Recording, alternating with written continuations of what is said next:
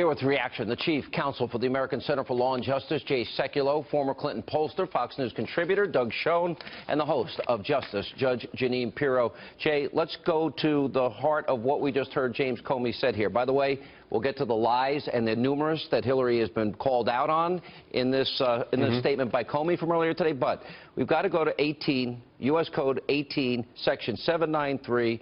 And he said they acted extremely carelessly. The statute says gross negligence. Can you explain what the difference is? Well, no. The legal definition of gross negligence is extreme carelessness.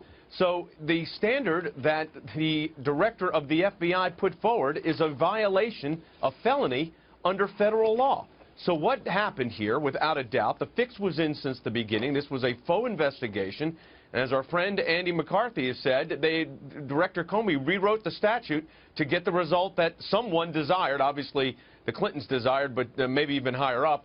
And the fact of the matter is, Sean, at the end of the day, if you look at the gross negligence standard, that is when someone is careless to an extreme. That's the legal definition of gross negligence. So was he? This is the thing. I'm watching the first 15 minutes. I think, wow, he's going to do this. And then the last 2 minutes, he pulled back because he was laying out the case. Judge Jeanine, let's talk about this. I think the most stunning thing that Comey said today was when he said, to be clear, well, let me play it. This is not, in similar circumstances, a person who engaged in this activity would face no consequences. To the contrary. Watch this. To be clear, this is not to suggest that in similar circumstances, a person who engaged in this activity would face no consequences. To the contrary, those individuals are often subject to security or administrative sanctions, but that's not what we're deciding now. So he's okay.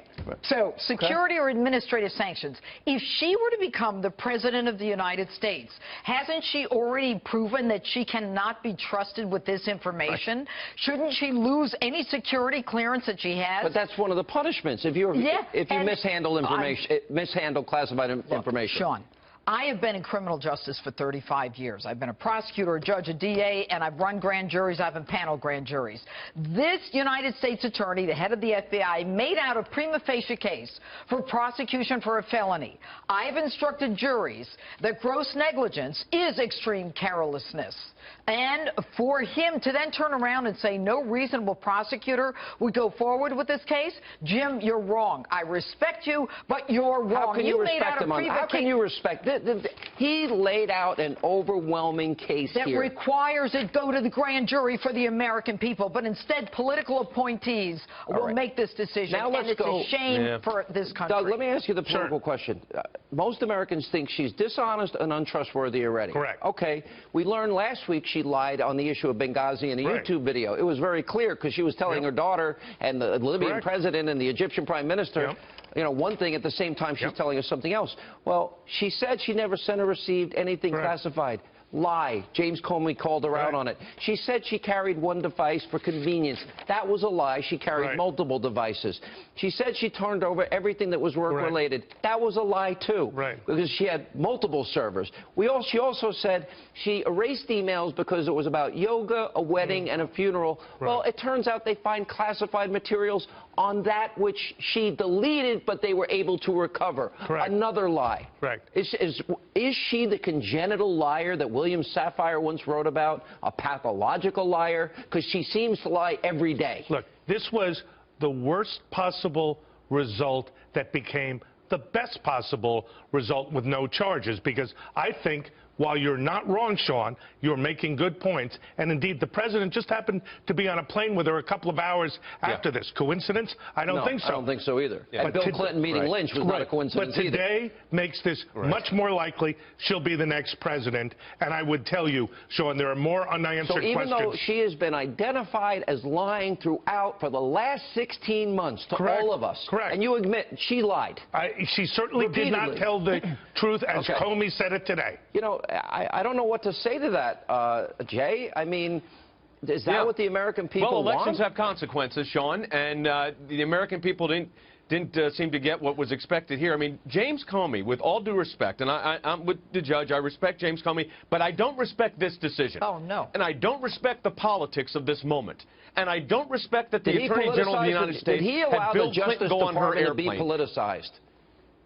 Yeah, well, it is politicized and probably institutionally incapable of self-correcting at this point. All right, then we need to talk about something.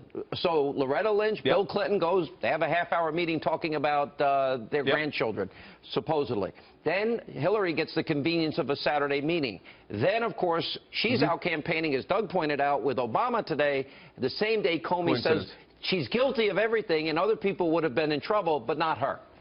And she lied about this, and this. Really? Is this the banana republic we now live in? But well, Sean, I mean, there's this another is an piece administration to it. but this administration that's consistently done this with these investigations. The IRS investigation was a fake investigation. This was a fake investigation. The fix is in before they start. We're just seeing it played out in living color. Judge? There's another piece to it. What? Hillary Clinton said that she would consider Loretta Lynch for her attorney general. Yeah. And so when you put all those pieces together, it's clear what the intent is. But you know what's happened here? This is a dark day for criminal justice. This is a dark day for the Department of Justice and the FBI. There's a lot of good people in those departments. I'm supporting Hillary. I want her to be president. But Jeanine is right. It is a dark day for criminal justice. I say that as a Democrat. She should have been indicted.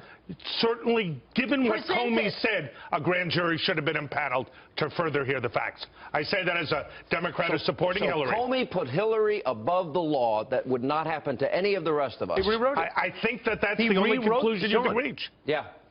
He rewrote the law. I mean, the law's been rewritten here. Gross negligence is extreme carelessness. Jay is right. That's clear. So he rewrote the law to get the result that someone told him he had to get to. And remember Loretta Lynch last week said, oh, don't worry, whatever the FBI says I'm going to do? Yeah, she knew what the FBI was going to recommend. And that's what you got. When she spoke, it was done.